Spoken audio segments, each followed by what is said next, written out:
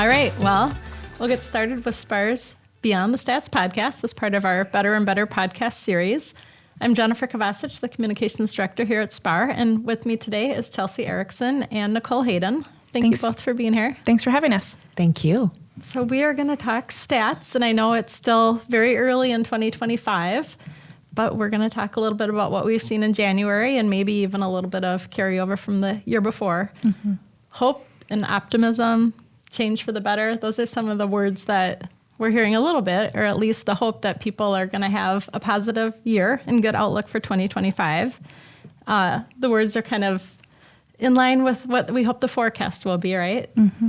So even though there still is a lack of inventory and affordability and rates are still a little bit higher, or at least for the current norm, there is still promise that this is going to be a good year. And from what we've just talked about a little bit, we're starting to see actually quite a few clients, both on the buyer and seller side. Mortgage rates right now have been averaging right around that 7% throughout the month of January. And that's the highest since back in May 2024, which pushed buyer activity lower across the metro and broke a 4-month streak of gains for the metro. So I'm just curious, with the start of a new year, what are you experiencing with your clients right now? Well, I'll go first. So we're into February, so we got about 6-7 weeks under our belt, and it's been a very active year, 2025. It always seems to me that once we're into the new year, people are new year, new goals, they're ready, they're eager, they're anxious, holidays are behind them, and it's time to get started. So we're out looking at homes, we are out, prepping homes to get them ready for the market, and we've already had several multiple offer situations on both the buyer and the seller side. So that tells me it's a very promising market, very optimistic. People are excited about the opportunity for home ownership, I think. Yeah, absolutely, Chelsea. I would echo that sentiment. Since the beginning of the year, I have helped buyers shopping from Princeton to St. Louis Park, Lakeville, and each of those buyers in the process also in Andover has run into a multiple offer situation on homes that are priced right, staged well, in great shape. So there are enough buyers out there in January, frigid January at that, that it's creating 2 or 3 offers, sometimes even more than that folks are competing with. So I'm also optimistic about what 2025 market has in store, just based on what we're seeing so far. And you bring up a good point about them being priced right and staged well. Mm-hmm. Yep. Those are key. Absolutely. Yeah. Compared to last year, January 2024, seller activity was up more than 8% for this month in the metro, and pending sales were down 5% for the metro. That said, prospective buyers are still kind of in that triple punch of experiencing higher rates, which don't really seem to be a huge impact for at least what you're seeing. A little bit higher prices, and then inventory we know has been a struggle, but just from our pre-conversation, there are homes out there and people are finding what they want, what they need. Absolutely. And if they aren't priced right or staged well, they are sitting on the market. And I think you mentioned that a coworker had done some research indicating that the ones that are selling quickly and for above asking are doing that within the first 20 days. Yep. Yeah. Yep. So if a home is selling in its first 3 weeks, I think the average in Hennepin County was 103% of the list price, where 21 days and beyond, it was maybe 97%. So that's a 6% swing. And we know that if a house has been on the market for, 4 to 6 weeks, even though we're not in crazy times of things going in 24 hours, there are still enough buyers out there and enough demand that people are jumping on them. Buyers are ready. I think buyers have settled into where interest rates are right now. They've settled into the price of homes. The folks that a couple years ago were saying, I'm going to wait until prices come down, or I'm going to wait until interest rates come down, I think are finally understanding that that's just not really the reality. And folks who jumped on the market are getting that 4% equity over a year.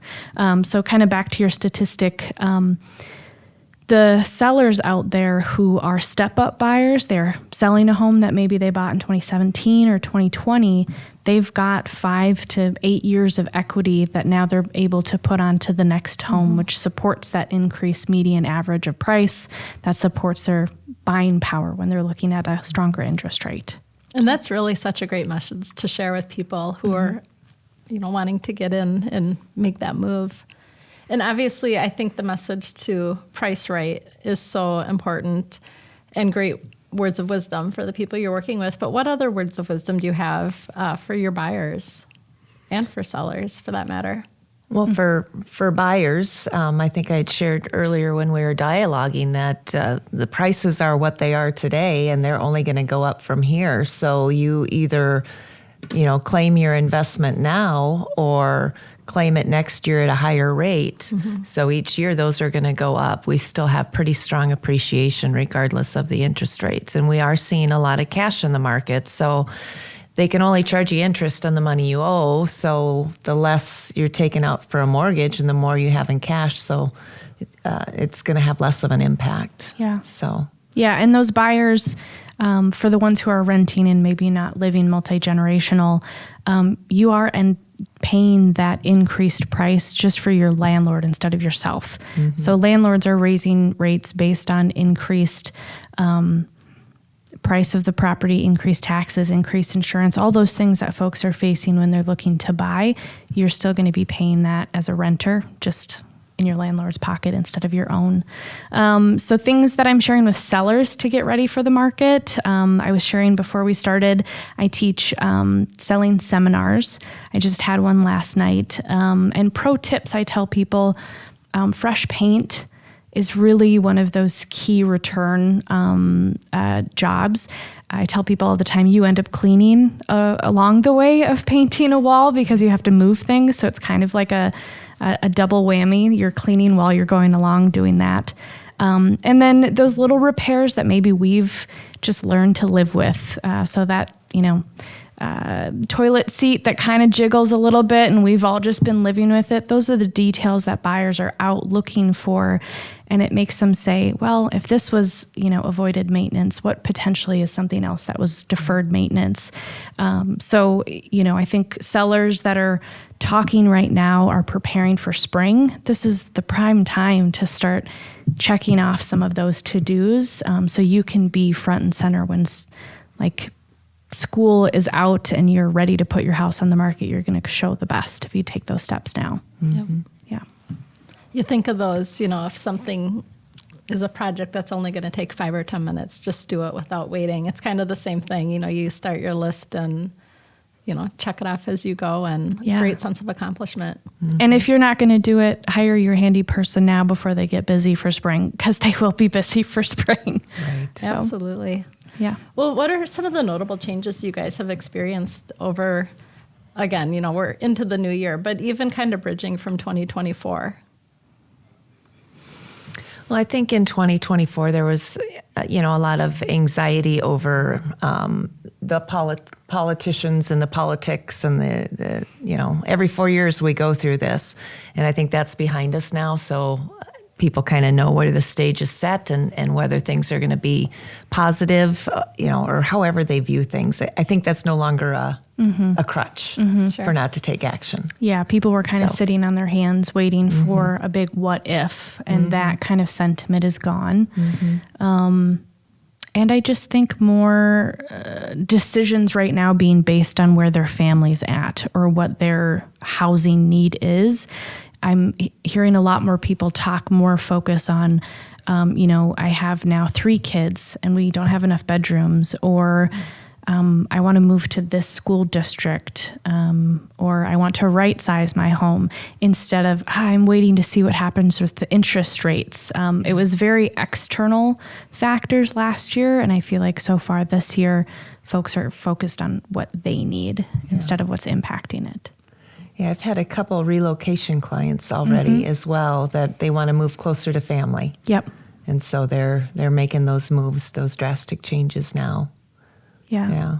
Yeah, that's a bit of a trend that I'm seeing too. I had a couple relocating from North Carolina, a couple from Duluth, and a couple of my colleagues out of the office have people relocating to be by family. So there seems to be some migration of people. Which is a good thing. Yeah, I it think. is. It's kind of a fun trend. So according to data for January, and we've talked about this a little bit here, some listings are getting multiple offers in a few days and closing over list price, while others are being discounted or kind of lingering in that market. And you talked with that study that you learned about. On average, for January, sellers accepted offers at almost 97% in the metro, and those offers were accepted on an average of 66 days on the market. The metro median price in January of this year was up 5% to $370,000. Home prices seem to matter less than monthly payments. And this is, I think, where we've really seen a big change. A typical, currently, all-in payment on a medium-priced home, including taxes and insurance, is about $2,800 in the metro.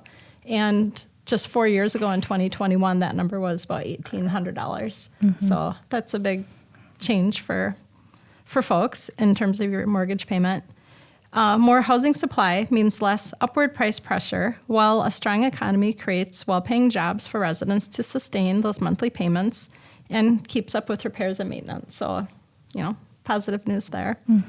And for better or worse, interest rates obviously are impacting a lot of what those payments are and all of that. But it sounds like people are kind of over that hump of worrying about that interest rate and just more what the monthly payment will be and what they can afford and sustain.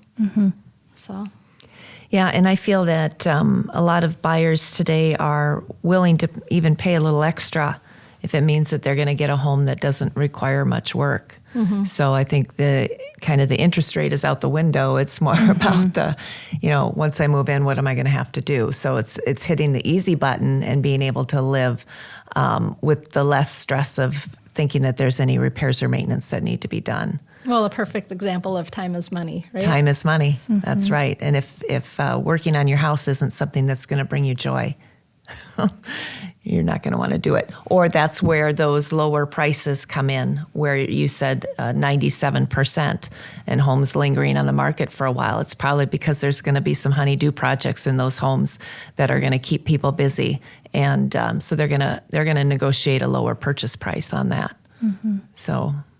And obviously, it's all about pricing. There are people that love those, but there's just as many people that want to walk in and not have, they want the fresh paint. Yeah. I mean, I would say generationally speaking, millennials and Gen Z, who is just starting to enter the market, might have work or lives that don't afford them as much time to work on it, or maybe they just don't want to. I just don't see a whole lot of millennials and Gen Z folks that are interested in taking on big home projects that return big equity dollars. I think that was more common maybe for boomers or for Gen X that could see the value of doing that. But I think, to your point, a lot of buyers these days are willing to pay more per month for not having to worry about the furnace or the AC for 10 years or the roof for 10 years.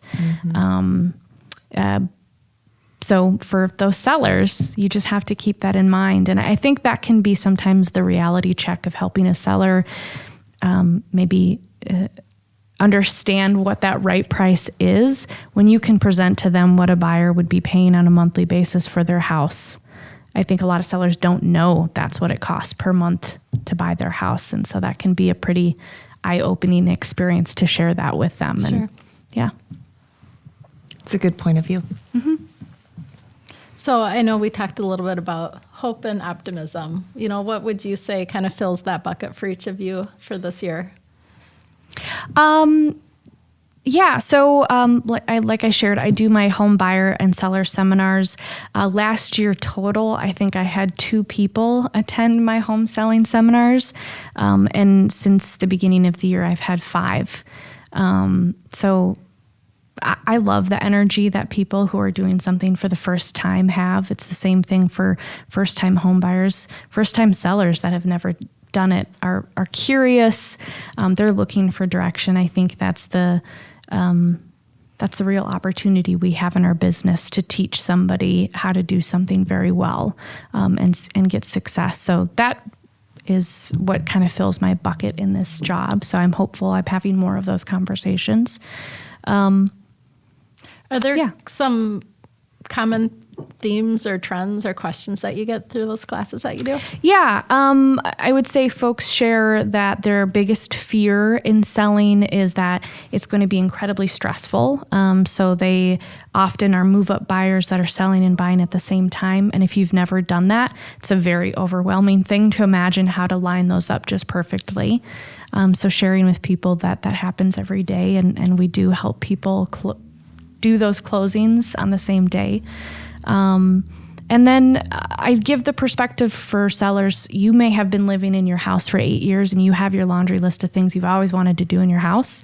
That's probably a very different list than what I would recommend you actually do to your home to put it on the market. So sometimes the list that you present to your sellers is actually smaller than what they had in their mind because they've been living in it every day.